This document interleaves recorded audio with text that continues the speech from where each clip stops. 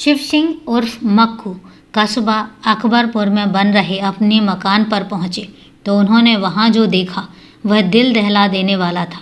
मकान के अंदर एक लड़के और एक लड़की की लाश पड़ी हुई थी। लाशों को देखकर ही लग रहा था कि वो प्रेमी प्रेमिका थे, क्योंकि मरने के बाद भी दोनों एक दूसरे का हाथ थामे हुए थे। शिव सिंह ने तुरंत इस बात की सूचना थाना अकबरपुर पुलिस को दे दी।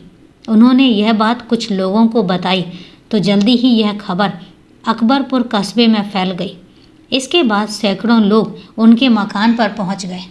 लोग तरह तरह की बातें कर रहे थे और यह बात 20 अप्रैल 2017 की है। थाना अकबरपुर के थाना प्रभारी इंस्पेक्टर AK सिंह यह जानकारी अधिकारियों को देकर तुरंत पुलिस बल के साथ घटनास्थल पर पहुंचे। उनके पहुंचने के थोड़ी देर बाद ही SP प्रभाकर चौधरी, ASP मनोज सोनकर तथा CO आलोक कुमार जायसवाल भी फील्ड यूनिट की टीम के साथ घटनास्थल पर पहुंच गए। अधिकारियों के आते ही घटनास्थल का निरीक्षण शुरू हुआ। लड़की की उम्र 18 से 19 साल रही होगी और लड़का 23 से 24 साल का। लाशों के पास ही फिनाइल की 2 खाली बोतलें पड़ी थीं। इससे अंदाज़ा लगाया गया कि फिनाइल पीकर दोनों ने आत्महत्या की है। उन बोतलों को पुलिस ने जब्त कर लिया।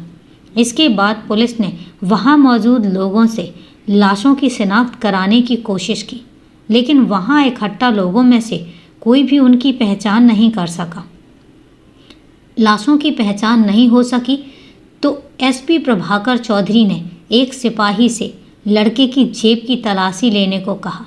सिपाही ने लड़के की पैंट की जेब में हाथ डाला तो उसमें से सिम वाला एक मोबाइल मिला। BCom का परिचय पत्र मिला जो कुंदन लाल डिग्री कॉलेज रनिया का था। लड़की की लाश के पास एक बैग पड़ा था। पुलिस ने उसकी तलाशी ली तो उसमें से हाई स्कूल इंटरमीडिएट की मार्कशीट, आधार कार्ड, कॉलेज का परिचय पत्र, बैंक की पासबुक, मोबाइल फ़ोन, कुछ दवाएं तथा जिला अस्पताल की स्त्री रोग विशेषज्ञ का OPD का पर्चा भी मिला। दोस्तों, जानेंगे कहानी आगे विस्तार से, लेकिन उससे पहले नमस्कार दोस्तों, क्राइम चैनल पर आपका स्वागत है और उम्मीद करती हूँ कि आप सब लोग स्वस्थ होंगे, सुरक्षित होंगे। दोस्तों, कहानी में आगे बढ़ें उससे पहले यही कहना चाहूँगी कि अगर अभी तक आपने चैनल को सब्सक्राइब नहीं किया है तो सबसे पहले चैनल को सब्सक्राइब कर लें और साथ ही बेल आइकन ज़रूर प्रेस करें फर्दर नोटिफिकेशन के लिए, क्योंकि मुझे आपके साथ की, आपके सहयोग की बहुत ज़्यादा ज़रूरत है। और दोस्तों, कहानी को लास्ट तक देखते रहें और कहानी के बारे में आपकी क्या राय है वो भी कमेंट करके ज़रूर बताएं, क्योंकि आपके जो कमेंट्स हैं उनका जवाब अगले दिन 10 से 11 के बीच में शॉर्ट्स के माध्यम से दिया जाता है। तो चले दोस्तों, आपका समय नहीं लेते हैं और देखते हैं कि आखिर ये पूरी कहानी है क्या। आधार कार्ड के अनुसार लड़की का नाम रोहिका था। उसके पिता का नाम अजय कुमार था। वह जिला कानपुर देहात के आदू कमालपुर गांव की रहने वाली थी। लाशों की शिनाख्त के बाद SP प्रभाकर चौधरी ने रोहिका के आधार कार्ड में लिखे पते पर 2 सिपाहियों को घटना की सूचना देने के लिए भेज दिया। इसके बाद लड़की की जेब से मिले मोबाइल फ़ोन को उन्होंने जैसे ही ऑन किया, फ़ोन की घंटी बज उठी। उन्होंने फ़ोन करने वाले से बात की और उसे तुरंत अकबरपुर कस्बा स्थित जिला अस्पताल के पीछे आने को कहा। अभी आधा घंटा भी नहीं बीता था कि एक आदमी वहां आ पहुंचा। लड़के की लाश देखकर वह सिर पीट पीट कर रोने लगा। पूछने पर उसने अपना नाम राजेंद्र कुमार बताया। वह जिला कानपुर देहात के आदू कमालपुर गांव का रहने वाला था। वह लाश उसके बेटे अंकित उर्फ राम बाबू की थी। एक दिन पहले यानी 19 अप्रैल 2017 को सुबह 10 बजे अंकित कॉलेज जाने की बात कहकर घर से निकला था। देर शाम तक जब वह घर नहीं लौटा तो उसकी तलाश शुरू हुई। मोबाइल पर फ़ोन किया गया तो वह बंद था। नाते रिश्तेदारों से पता किया गया, लेकिन अंकित का कुछ पता नहीं चला। सवेरा होते ही उसकी खोज फिर से शुरू हुई। उसे कई बार फ़ोन भी किया गया और उसी का नतीजा था कि उसका फ़ोन मिल गया। राजेंद्र SP प्रभाकर चौधरी को बेटे अंकित के बारे में बता ही रहा था कि उसके साथ मरने वाली लड़की रोहिका के घर वाले भी आ गए। फिर तो वहाँ कोहराम मच गया। रोहिका की माँ सुनीता और बहन रितिका छाती पीट पीट कर रोने लगी। रोते बिलखते घर वालों को सीओ आलोक कुमार जायसवाल ने किसी तरह शांत कराया और उन्हें हटाकर अपनी कार्यवाही शुरू की। लाशों को पोस्टमार्टम के लिए भिजवाकर पुलिस ने पूछताछ शुरू की। लाशों की स्थितियों से साफ था कि अंकित और रोहिका एक दूसरे से प्रेम करते थे। यह भी निश्चित था कि उन्होंने आत्महत्या की थी। उन्होंने आत्महत्या इसलिए की होगी क्योंकि घर वालों ने उनकी शादी नहीं की होगी। इस बारे में घर वालों से विस्तार पूर्वक पूछताछ की गई तो जो कहानी सामने आई वह कुछ इस प्रकार थी। कानपुर देहात के थाना कस्बा अकबरपुर का एक गांव है, आधू कमालपुर। यह कस्बे से मात्र 1 किलोमीटर की दूरी पर है। इसी गांव में अजय कुमार अपने परिवार के साथ रहते थे। उनके परिवार में पत्नी सुनीता के अलावा 2 बेटियां रितिका और रोहिका थीं। बड़ी बेटी रितिका की शादी हो चुकी थी। अजय सेना में नौकरी करते थे। इस समय वह असम में तैनात थे। सरकारी नौकरी होने की वजह से उन्हें अच्छा वेतन मिलता था, इसलिए घर में किसी चीज़ की कमी नहीं थी। उनकी छोटी बेटी रोहिका काफ़ी खूबसूरत थी। उसकी खूबसूरती में 4 चांद लगाता था उसका स्वभाव। रोहिका अत्यंत सौम्य एवं मृदुभाषी थी। वह तन मन से जितनी खूबसूरत थी उतनी ही पढ़ने में भी तेज थी।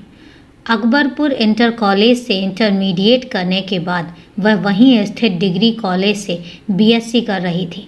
पढ़ाई लिखाई और स्वभाव की वजह से वह माँ बाप की आंखों का तारा थी। अंकित भी रोहिका के ही गांव का रहने वाला था। उसके पिता राजेंद्र कुमार के पास खेती की ठीक ठाक ज़मीन थी, इसलिए वह गांव का संपन्न किसान था।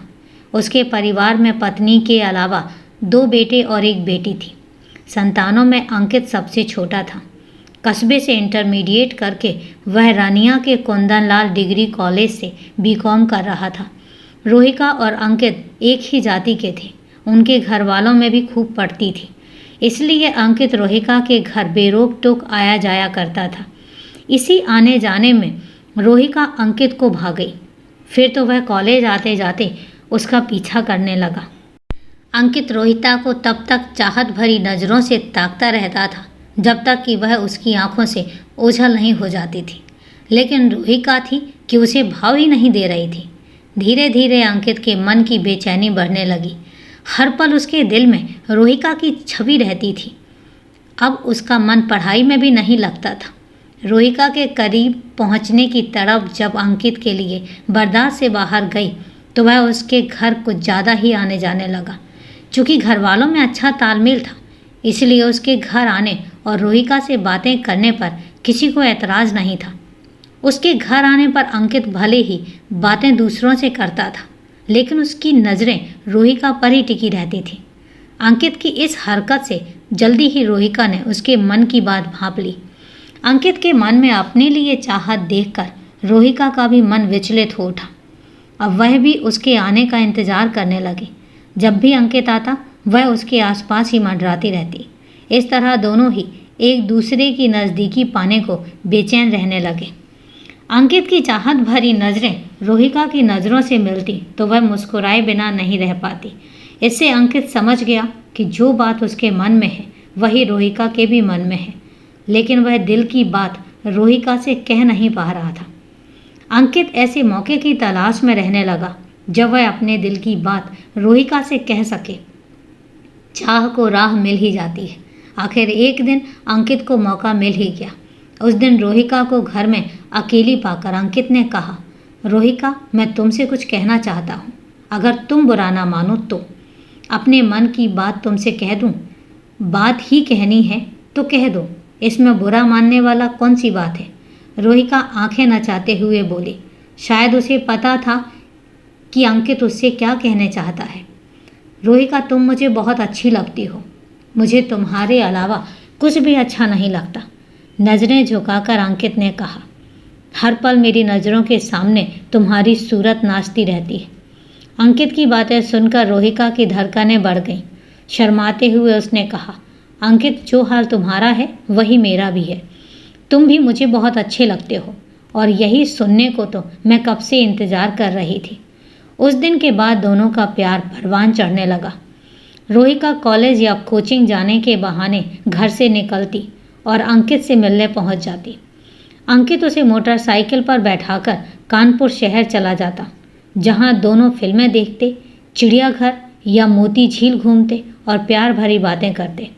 कभी दोनों बिठूर पहुंच जाते, जहां गंगा में नौका विहार करते।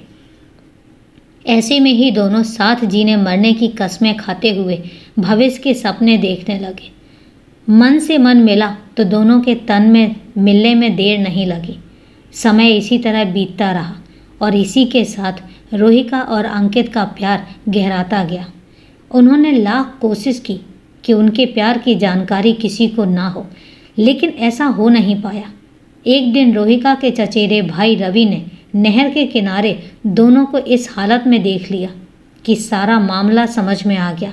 उसने अपने परिवार की बेइज्जती महसूस की और तुरंत इस बात की जानकारी अपनी चाची सुनीता को दे दी। रोहिका और अंकित को समझा देना, अगर वे दोनों नहीं माने तो उन्हें मैं अपने ढंग से मनाऊंगा, तब बहुत महंगा पड़ेगा। रोहिका की हरकत पता चलने पर सुनीता सन्न रह गई। वह घर आई तो सुनीता ने बेटी को आड़े हाथों लेते हुए कहा, रोहिका, तुम पर तो मैं बहुत भरोसा करती थी, लेकिन तुमने तो अभी से रंग दिखाना शुरू कर दिया। अंकित के साथ तेरा क्या चक्कर है? रोहिका ने दबी आवाज़ में कहा, मेरा किसी से कोई चक्कर नहीं है।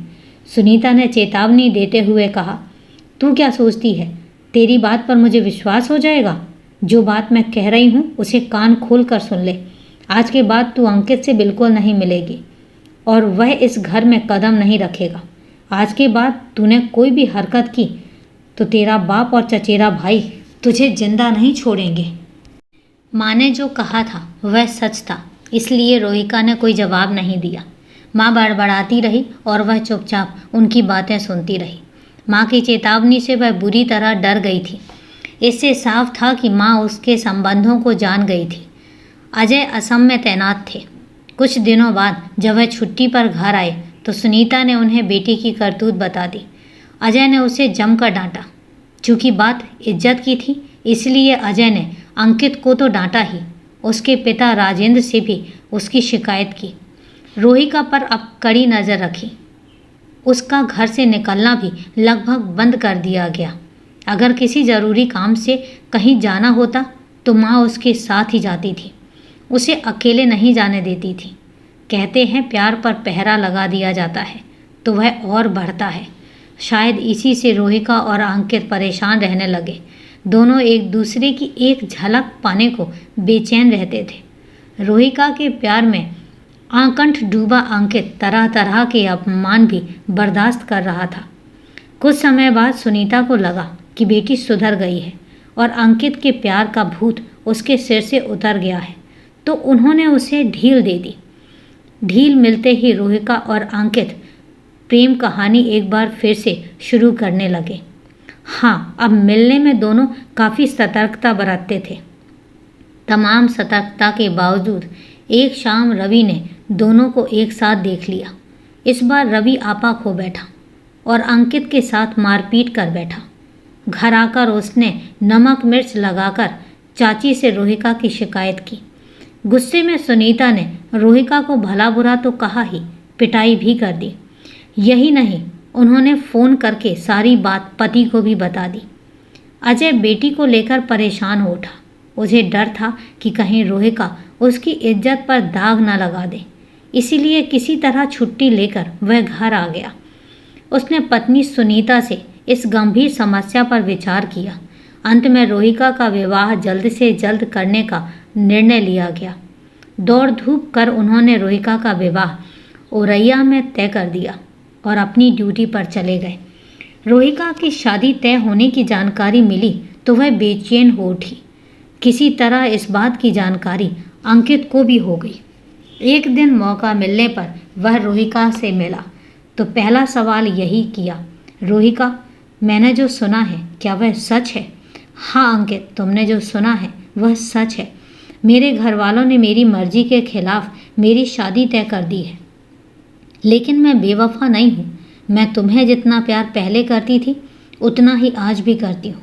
मैंने तुम्हारे साथ जीने मरने की कस्में खाई हैं और उसे मैं निभाऊंगी। रोहिका की ये बातें सुनकर अंकित के दिल को थोड़ा सुकून मिला, लेकिन उसकी बेचैनी खत्म नहीं हुई। अब तो उसका खाना पीना तक छूट गया। उसे न दिन में चैन मिला और न रातों को चैन था। रोहिका पर हर तरह से पाबंदी थी, इसलिए वह उससे मिल भी नहीं सकता था। फिर भी जब कभी मौका मिलता वह फ़ोन पर उससे बात कर लिया करता था। 15 मार्च 2017 से रोहिका की परीक्षा शुरू हुई, इसलिए उस पर लगी पाबंदी हटानी पड़ी। वह परीक्षा देने अकबरपुर डिग्री कॉलेज जाने लगी। परीक्षा के दौरान उसकी अंकित से मुलाकातें होने लगी, लेकिन मिलते हुए दोनों काफ़ी सतर्क रहते। 18 अप्रैल 2017 को रोहिका का आखिरी पेपर था। उस दिन परीक्षा देकर वह अंकित से मिली। तब उसने उसे बताया कि कल उसके पापा असम से आ रहे हैं। उसे लगता है कि आते ही उसकी शादी की तारीख तय कर देंगे। इससे पहले वह किसी और की हो जाए, वह उसे कहीं और ले चले। अगर उसने ऐसा नहीं किया तो वह अपनी जान दे देगी। इतना कहकर वह रोने लगी। रोहिका के गालों पर लुढ़के आंसुओं को पोंछते हुए अंकित ने कहा, रोहिका, तुम्हें मुझसे कोई भी नहीं छीन सकता। हम कल ही सब छोड़ देंगे और तुम्हें लेकर अपनी अलग दुनिया बसाएंगे। इसके बाद दोनों ने घर छोड़ने की योजना बना डाली।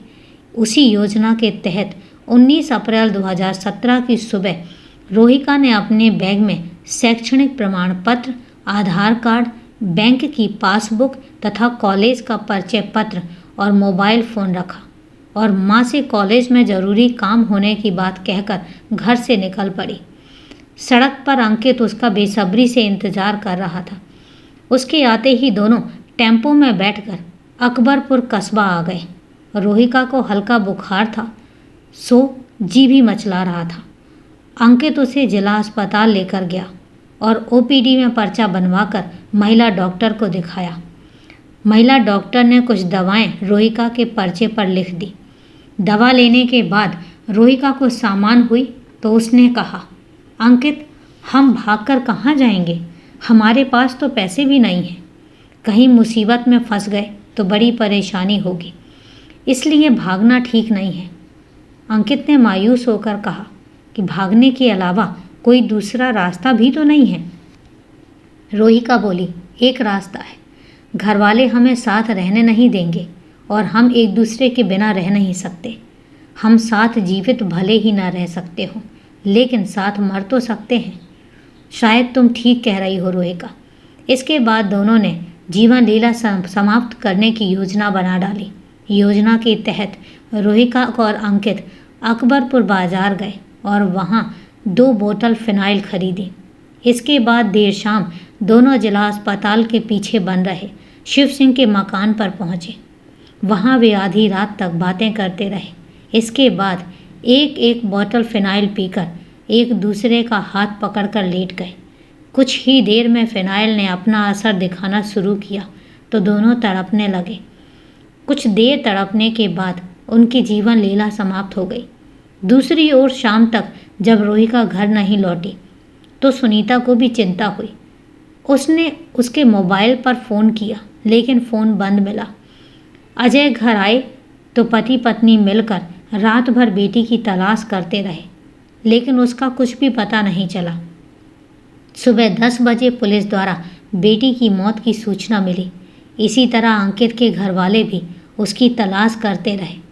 सुबह उन्हें भी फ़ोन द्वारा उसकी मौत की सूचना मिली।